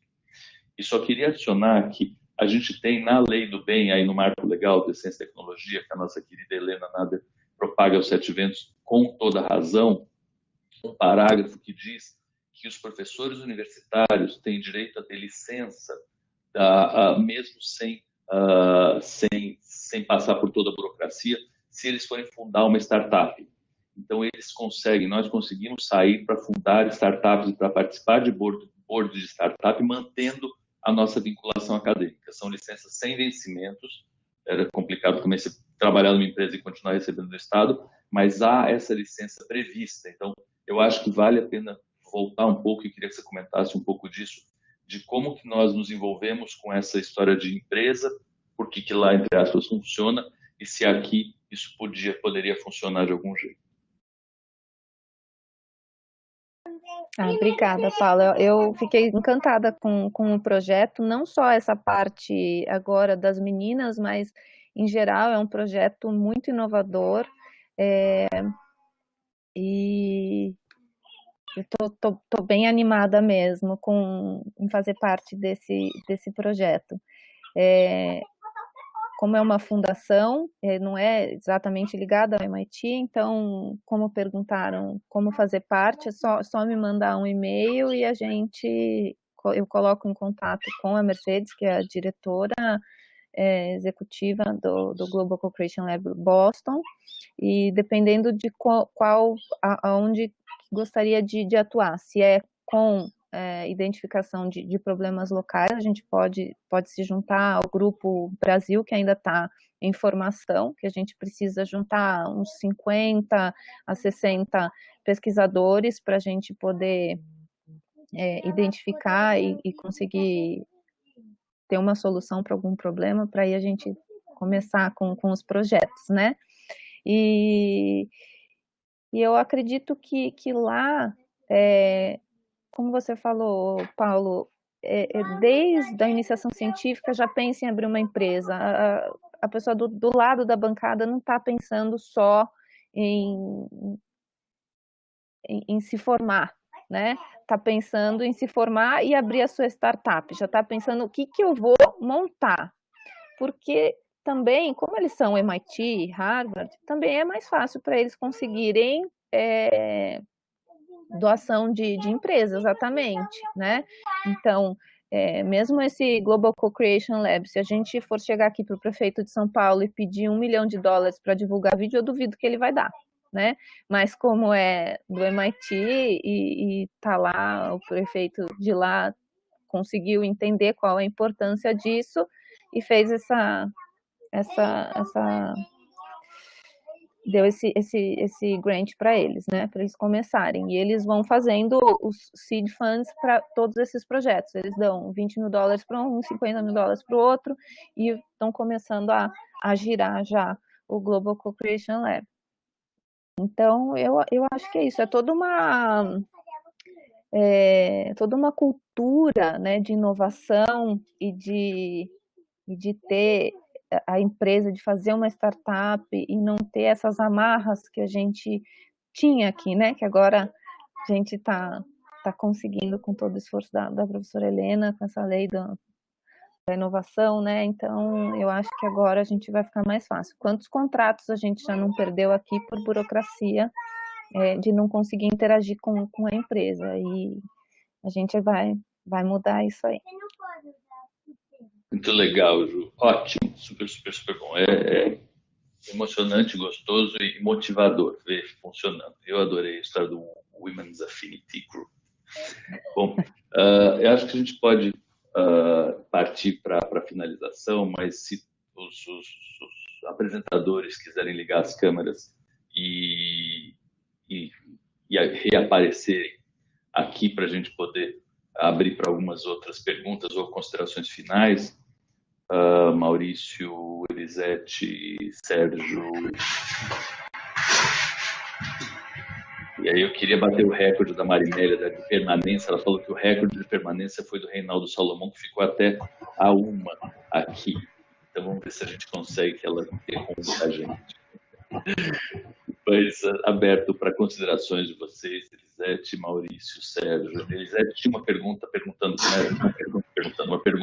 sobre a interação dela, como é que ela conseguiu internalizar recursos e driblar, entre aspas, a burocracia. Nós fizemos inicialmente... Desculpa. É para Elisete, né? Tá baixinho, Elisete. Baixo? Fala mais alto. Nós tivemos inicialmente... Ainda tá. Ainda? Eu tô com o mesmo fone que estava antes. Deixa eu tirar o fone aqui só para ver.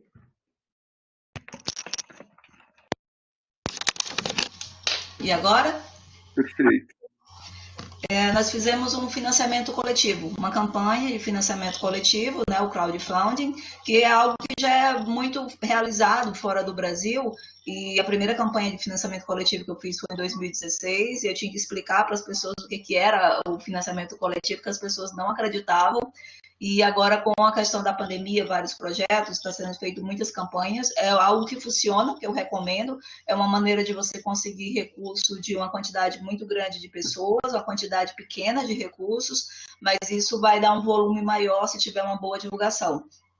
E os outros recursos que nós conseguimos foi doação de empresas, fornecendo material, matéria-prima, e tivemos algumas empresas que fizeram não foi nenhuma doação, uma parceria no sentido de fornecer material para a gente conseguir fazer os injetados numa quantidade maior.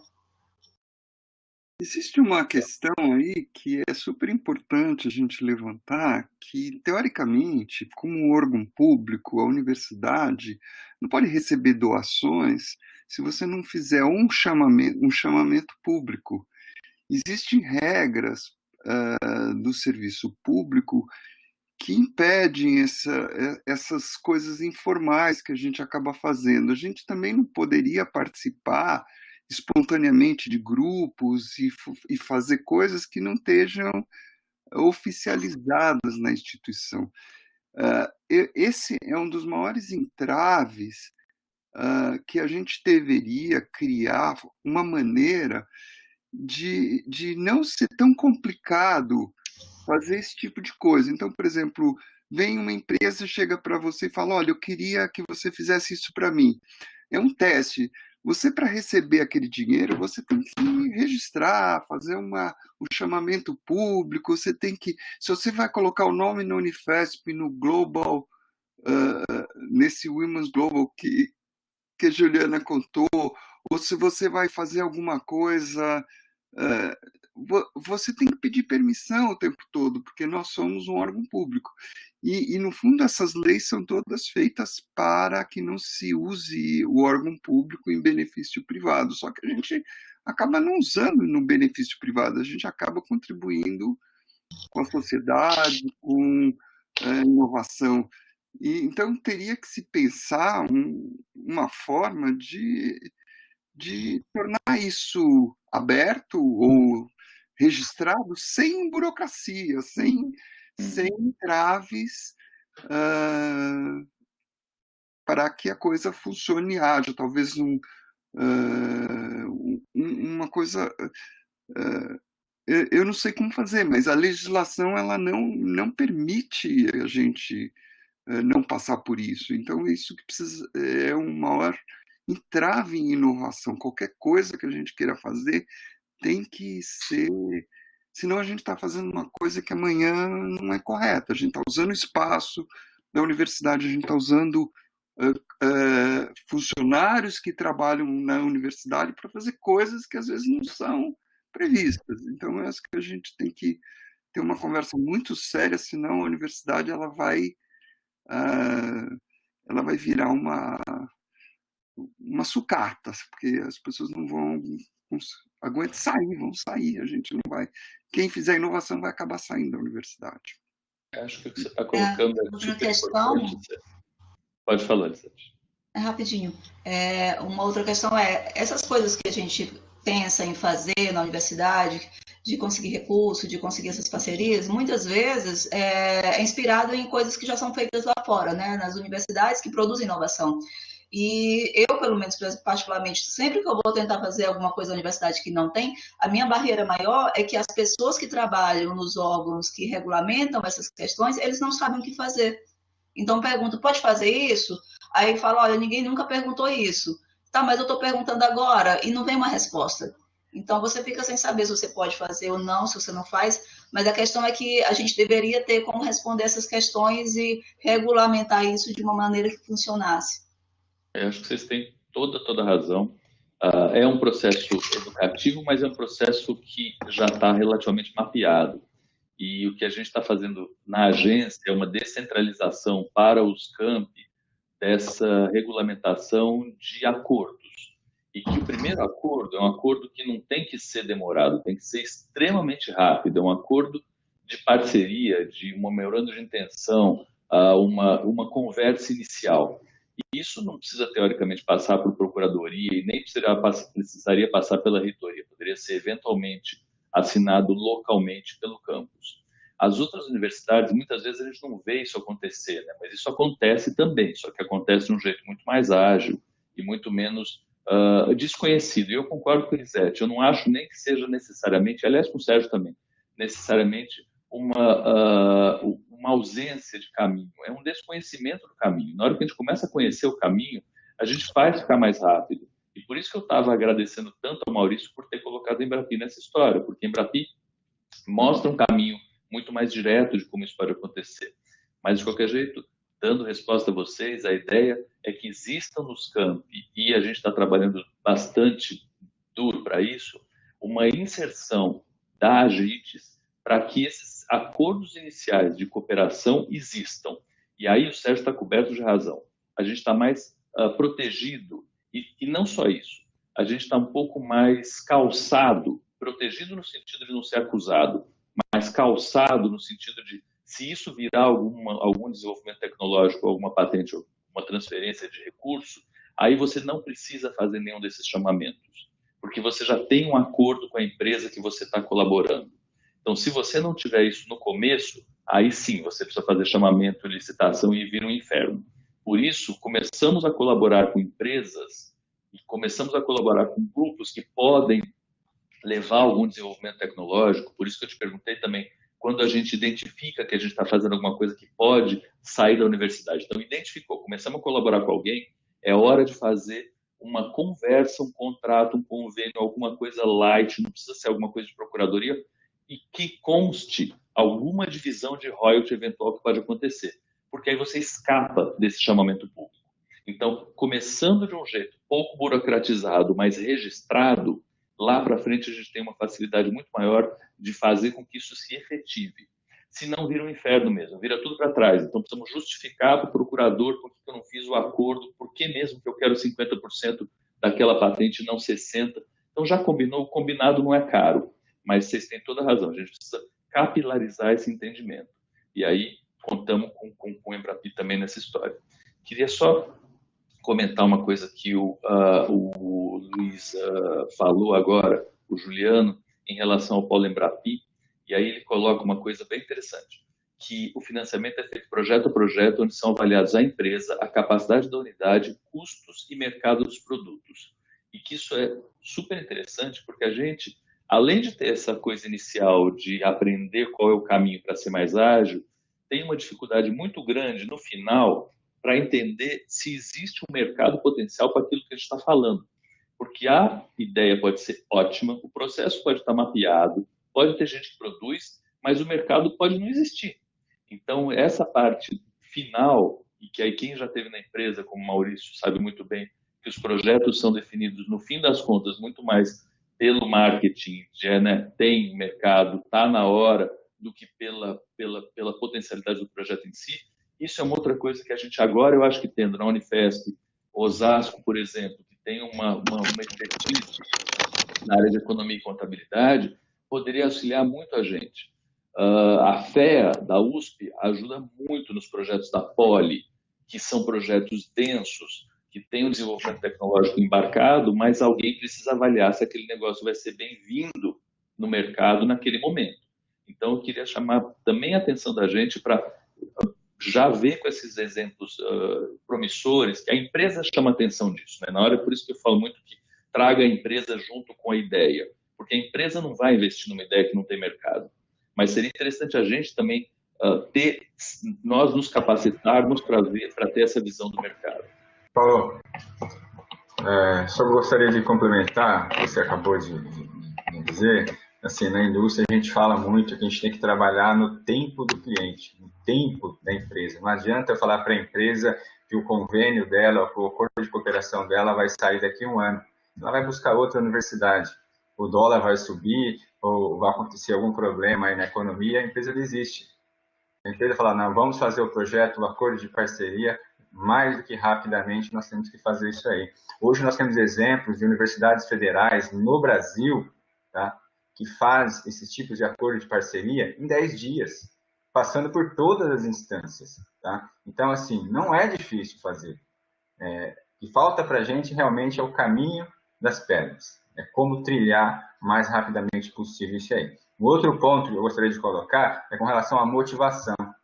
Nós temos na universidade docentes que são super qualificados para desenvolver determinados projetos de pesquisa e consegue recursos para financiamento desses projetos junto ao FAPESP, junto ao CNPq, etc. Porém, nós temos docentes altamente qualificados também, que não conseguem recursos para financiamento dos seus projetos, tá? Por algum motivo, ou não publica, ou tem um viés tecnológico muito alto.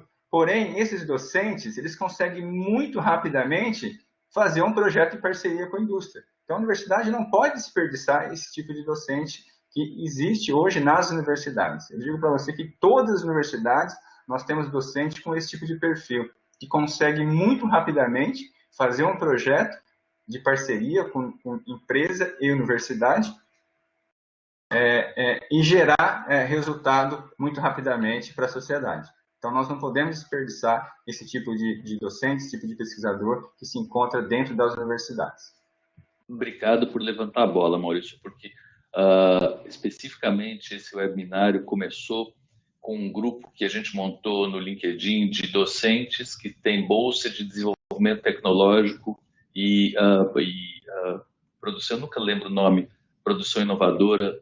Extensão inovadora. Extensão inovadora. No CNPq, e eu, Maurício e Lisete somos alguns dos exemplos desses docentes. Mas aonde a avaliação é feita, ainda leva em consideração paper, mas é feita fortemente em relação com empresas e qual é a capacidade de interação que a gente tem com o mundo extra-acadêmico. E acho que isso é fundamental, que a gente amplie e que tenha cada vez métricas mais sensíveis para que nós consigamos não só identificar, mas motivar também os docentes daqui. Eu faço coro com o que o Maurício falou, ipsis literis. Tenho certeza que a gente tem uma capacidade que está exposta muitíssimo menor do que a capacidade real que a gente tem de execução dentro. E está, de verdade, no melhor dos mundos, porque tem uma potencialidade de pesquisa básica muito grande, por isso a ideia de chamar a Ju e o Sérgio aqui também, para colocar isso para fora. E, de novo, aprendendo, andando, e aí a Jana coloca aqui que os caminhos são conhecidos, precisam ser normatizados para proteger a própria instituição. Eu acho que é exatamente isso.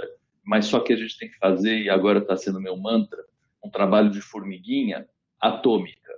Não adianta mais trabalho de formiguinha. O trabalho de formiguinha que vai demorar 10 anos tem que ser atômica. Tem que ser a sua biônica formiga atômica. Tem que ser rápido. Então, tem que fazer, mas tem que fazer logo. Muito bom. Algum outro comentário final? Vamos deixar a Marimélia com o recorde não ser nosso. O Reinaldo com o recorde.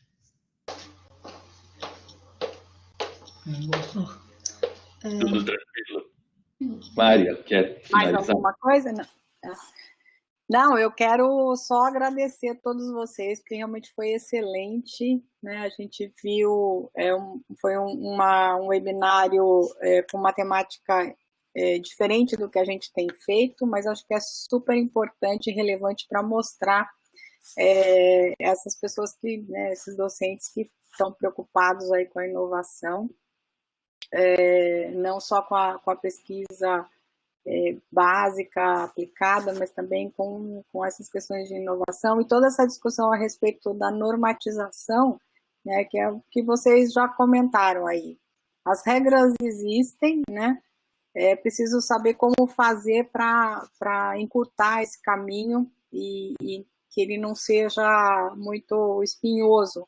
Que a gente ouve muito é de que às vezes as pessoas elas têm boas ideias, querem fazer e acabam desistindo porque o processo acaba sendo complexo, demorado, tem às vezes até desistência da empresa porque demora tanto, né?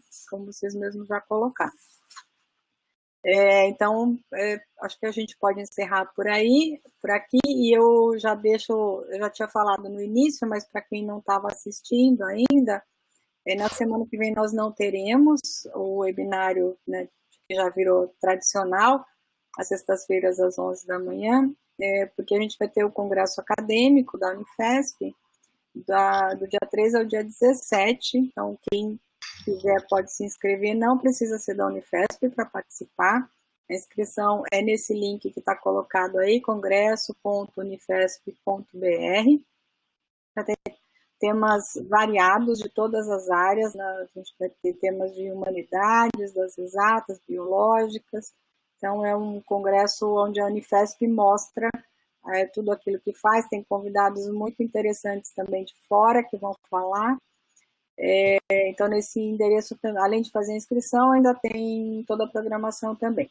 E aí a gente volta no dia 24 de julho, que é na outra semana, outra sexta-feira, com outro webinário, Desafios e Soluções para EPIs na Pandemia, e teremos a Elisete novamente, né, apresentando junto com os outros palestrantes que estão colocados aí. Então, eu agradeço a todos vocês por terem compartilhado aí seus pensamentos a respeito dessas inovações que estão acontecendo. Obrigada. Bom fim de semana para todos. E agradeço também Manuel e Michel, né? Que Isso, são obrigada. nossos salvadores de TI. Obrigado. Já bateu o recorde, viu, Paulo? Muito obrigada. É. Tchau, pessoal. Tchau, pessoal. Muito obrigada. Tchau.